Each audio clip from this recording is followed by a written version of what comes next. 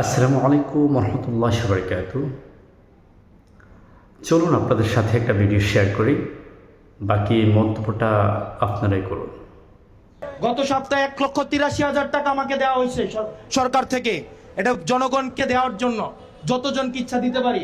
1,83,001 টাকা করেও দিতে পারি, 10,000 টাকা করে দিতে পারি, এটা আমার ইচ্ছা। আপনারা আপনাদের এলাকার এমপি হিসাব দেয়? হিসাব দেয়। মনে রাখতে হবে, সরকার যে টাকা আমাকে দেয় এই টাকা আমার বাপের টাকা না। সরকার যে বাসায় আমাকে থাকতে দেয় এটা আমার বাপের বাসা না, এটা জনগণের টাকা, আপনার ট্যাক্সের টাকা। সুতরাং এই ট্যাক্সের পয়সার একটা পয়সার হিসাব চাওয়ার অধিকার আপনার আছে।